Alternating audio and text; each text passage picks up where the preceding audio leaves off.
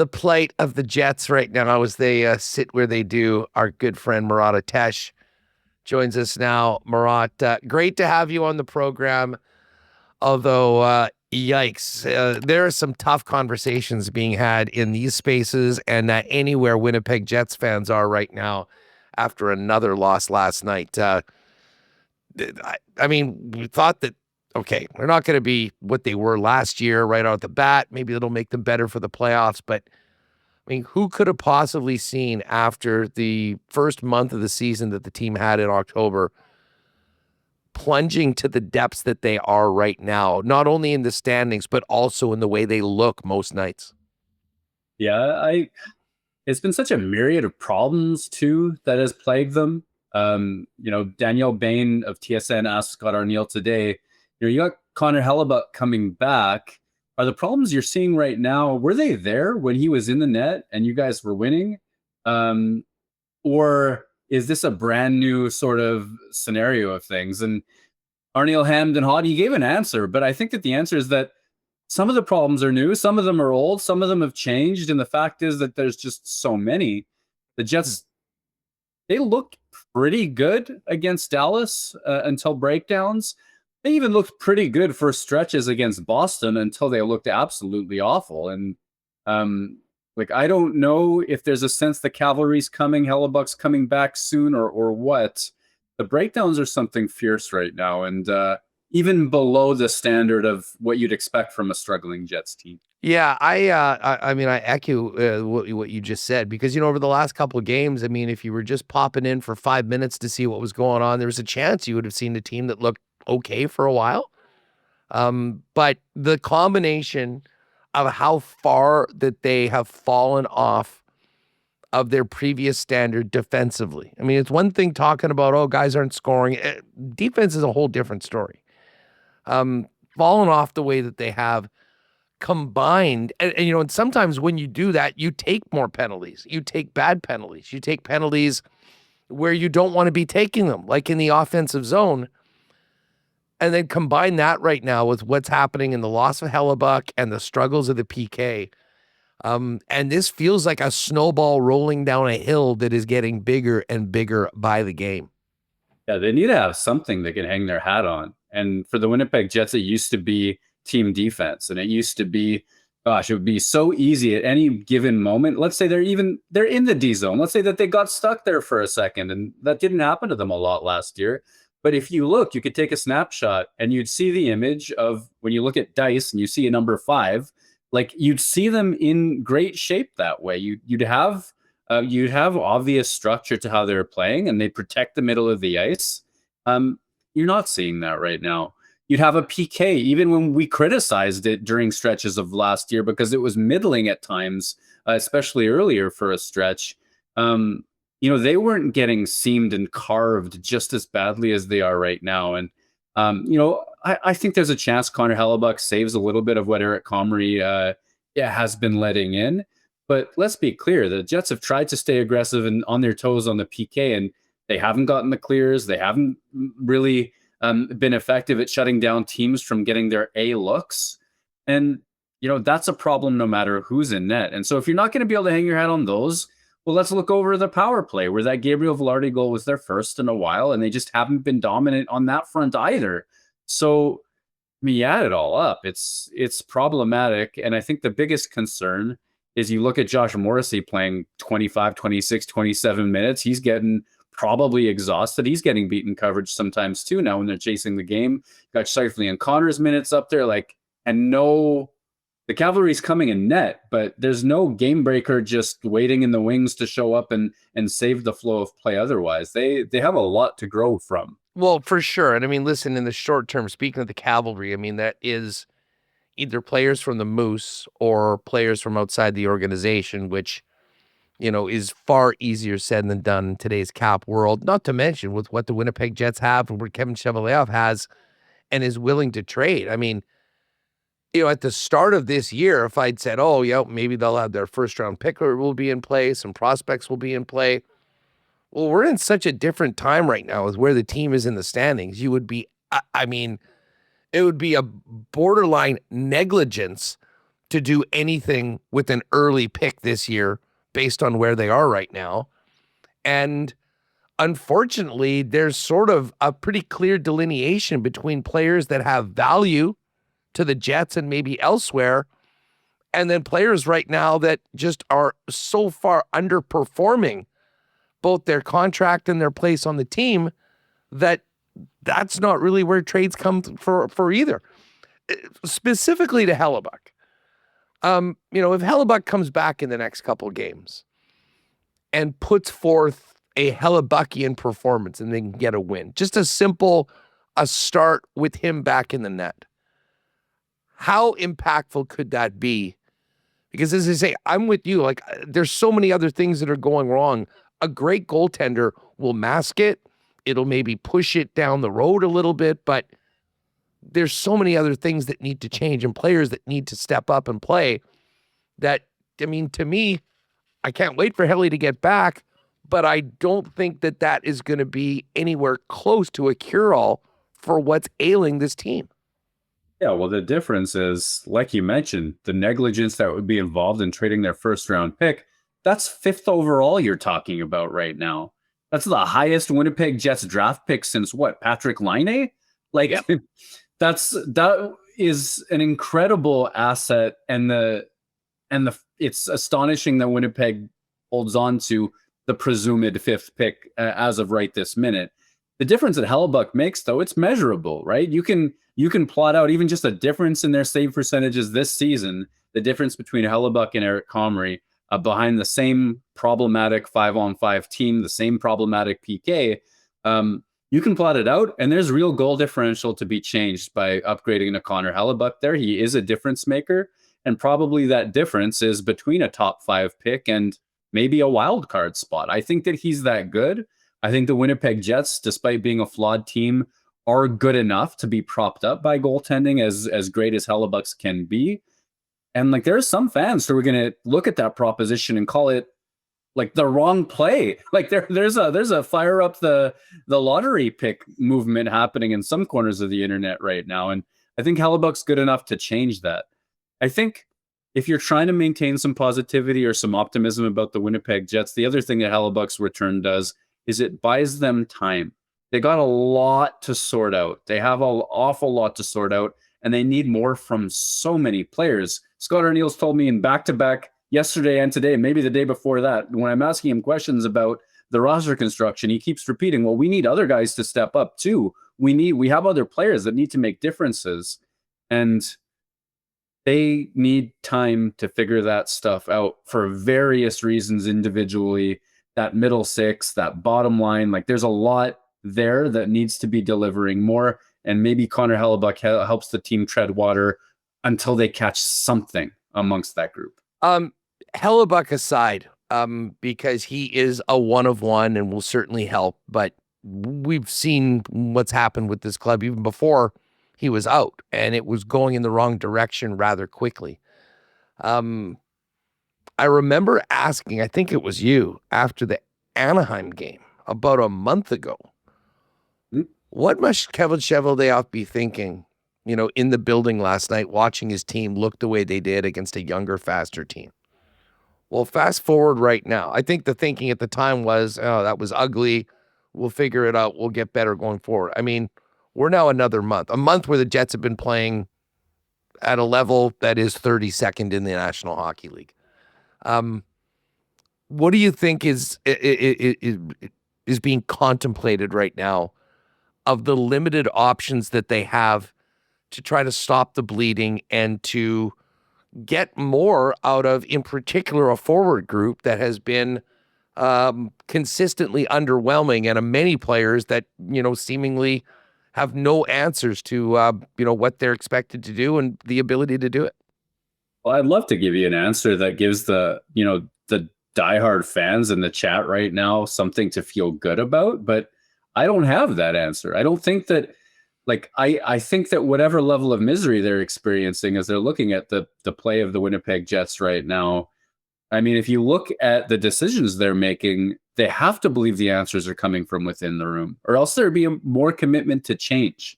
The tweaks to the top line, the tweaks to the lines, the shuffling of the chairs, so to speak. Those are things that that you do when Alex Iafallo is a placeholder for Gabriel Velarde to make that return someday. This is not a revolutionary line shuffle from that group. When you hear Scott Arniel asked about calling players up from the Moose, as he was today, like what other roster moves do you contemplate? And he says, well, that was easier to do when we had injuries to make room. Right now, that's not easy to do. That means that he believes the answers are in the room. This is a veteran team that's all in on those veterans. They're not making the revolutionary change of putting Gustav Nyquist on waivers, like I saw someone suggest. Like that's not coming down the pipe. The cavalry isn't coming from the Moose. And there's also a huge movement saying, hey, play the kids, play the kids. The kids aren't performing. You want Brad Lambert to step back up to the NHL and somehow be the inspiration that changes the dynamic here. Well, look at his scoring rates in the AHL. That's not a top 6 impact player at any level. It's certainly not one that's going to be the boost at the NHL level. And so when you then have that being a trade chip that everybody knows is a trade chip, you're not getting a top 6 boost via Lambert, Heinola, and a second. And even that second round pick right now is in the top 40 based on how the Winnipeg Jets are in the standings. And you might not want to trade that if you're the Winnipeg Jets either. So, like, is there something coming down the pipe? It's hard for me to believe that. I do think they do need a bit more jam in that middle 6. I love the idea of a Mason Marchment type disturber who can play with skill. But the Seattle Kraken aren't making that move until Jaden Schwartz is healthy. And then even then, they're not doing it for Lambert and Heinola and whomever you want to throw in there. So that points us back to, I believe the Jets believe the answers are in the room, or they're willing to at least ride it out and see what misery they end up with if they're not. I got bad news. The second round pick that we were just talking about that's right now in the top 40, that's already been traded, as has the second round pick in 2027. And I believe those were both part of last year's deals with Brandon Tanev and Luke Shen. So it's the first pick. I mean, if anything, and it's crazy to talk about this at the 30 game mark, Murat, but I mean, we are getting into an area that this would be advanced. I mean, but in and around Olympic time, I mean, if things haven't changed significantly, all of a sudden the fact that they traded those picks away might be some targets of what they're trying to add if in fact they get to the point that this is a season that is basically lost. And I can't believe I'm saying that 30 games in, but it is very hard not to read the tea leaves and look at the standings and realize that at some point is going to be reality if things don't change significantly. I am embarrassed that I forgot those picks were moved. The second went out as part of the package for Luke Shen, who is getting smoked on the Winnipeg Jets' third pair. That is a problem. The Winnipeg Jets gave that pick up, and if the fourth round pick is also inside the top 100, 2 top 100 picks for a player who doesn't have the pace to play and impact the game on a third pair that's largely been sheltered. I mean, no wonder he's dropping the gloves. He's a gamer. He's trying. He's doing his best to make an impact, but the game has passed him by. There's a speed element and a puck movement element that the Winnipeg Jets don't have, and they paid richly for it. And that may, in and of itself, mark the end of what had been a hot streak for Kevin Cheveldayoff. And we gave him his roses during that period of time where he was getting Nino Niederreiter for a second round pick. I think it's worth saying, hey, there have been some major misses on his part in his more recent transactions. That's a problem. If they thought they had everything and just needed a tiny bit of playoff experience, well, it's clear that they don't have the horses, and the playoff experience that they added may not even be an everyday NHL player at this stage of their career. That's a problem, and part of why we're talking about a whole host of problems. And I'm not ready to say wasted season or anything like that yet, but some people are. And, I'm not thinking that that's unreasonable either. That's, I'm embarrassed I forgot. And it really is emblematic of everything I think that's going on in Winnipeg right now. I mean, here's the reality. We're 30 games into the regular season, which means there's 52 games more on the sched, including tomorrow night against Washington. The team is one game under 500. I mean, realistically, I think at this point to be in the playoffs, sometimes the playoff line has been as high as 100 points with all the 3-point games.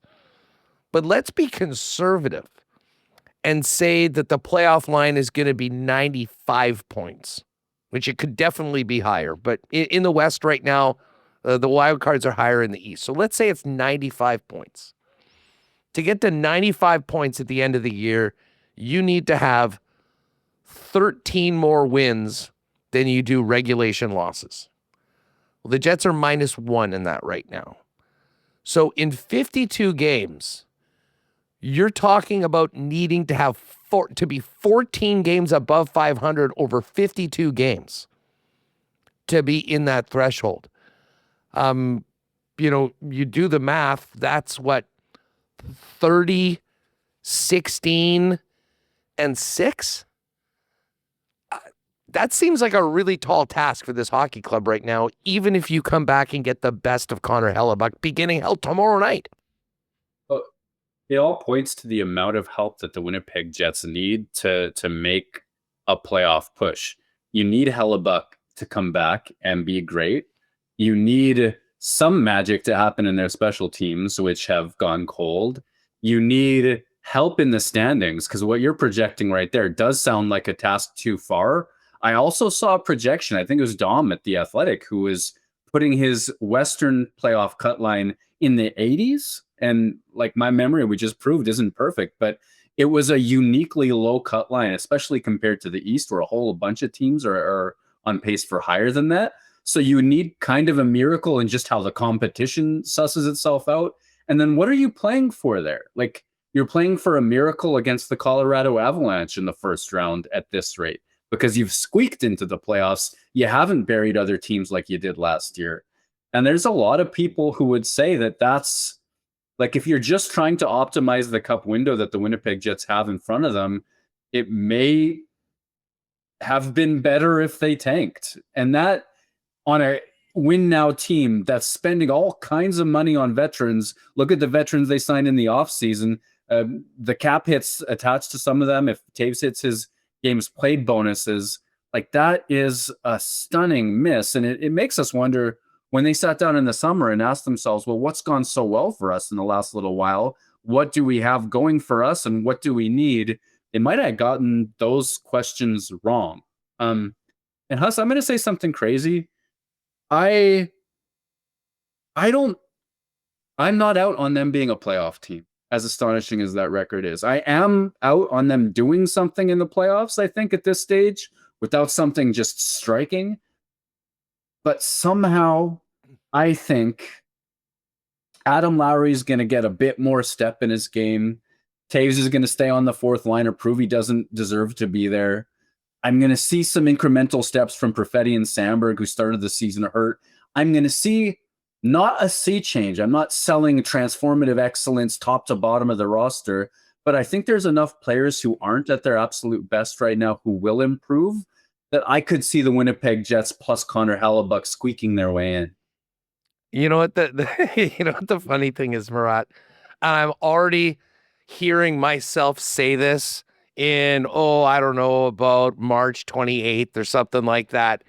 If they are able to pull themselves out of where they are with some of the things that you mentioned and getting back in the mix to a point where, they could very well be a wild card team, I can hear myself now convincing myself, hey, it was a terrible first half, but to be where they are right now, they've been really good over the last 2.5 months.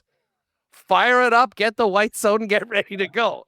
I mean, I get it. We live in the moment, and the moment right now is really, really down for people that follow this hockey club.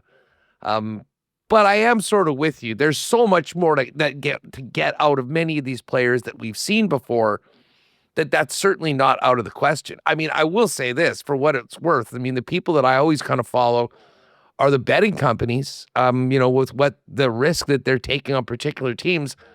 The Jets yesterday, going into last night's game at 500, were still a -120 favorite to make the playoffs compared to the other teams around them. Now, that will certainly change if this continues. But the point is well taken. From what we've seen to what we know this team is capable of, especially with the return of Connor Hellebuyck, like I can't imagine it staying as dire as it is. But I will ask you, Murat, at what point, if this continues, does management completely change course and sort of realize that this is a lost year and punt on the season to both hopefully get a better draft pick, maybe recoup a few more assets, knowing that this core is still going to be here and still talented and still able to do good things if the mix and surrounding cast is different and better? Yeah, I think the answer is going to be slower than Winnipeg Jets fans want the answer to be. I'm anticipating early New Year meetings on behalf of management and pro scouting and all of that, maybe intensifying during the Olympic break, assuming there is an Olympic break. Like that's the chapter of the season where, I mean, that's only a month and a half away at this stage, isn't it? And so presumably in that scenario, you've gotten Connor Hellebuyck back. You've given yourself time to have a miracle or not. And remember, like they're still going to have over half the season left to play with Connor Hellebuyck back at the rate that he's seems to be progressing. So that's hopeful. But if you've given that some weeks and it's not working, the problems are too big. He can't even paper them over. Nobody stepped up. None of these suggestions I'm making of improvements incrementally, none of that's happened. I think it's in advance of the Olympic break. And I think that's a time probably you start to see management teams from around the NHL sort of pick lanes to a certain degree, depending on the standings. And then it's go time between then and the trade deadline to actually make the sales, actually move the vets for picks, actually do the sorts of things that commit yourself to acknowledging that this was not your year. I think one of the worst things that Winnipeg could do would be to stand pat and finish 5 points shy of the playoffs, not even getting that chip in a chair, not even getting a chance at a miracle for their troubles. And they've got to be honest with themselves when time runs out. And I think for me, that's, late January. In and around then, I think you'll have a clearer picture. Yeah, I mean, listen, we have seen it before, the Line A year in particular, where they probably weren't intending on being there. And then there was a bunch of guys that had nagging injuries that were shut down for the end of the season, and it sort of helped them move into that spot. And then obviously they won the lottery and moved up and ended up picking second overall. It is a pretty stacked draft from many of the experts, so that'll be something people will be talking about. But the fact that we're even talking about high draft picks at this point with the expectations going, I think speaks to just how shocking and sad it's been to see the way this team has played.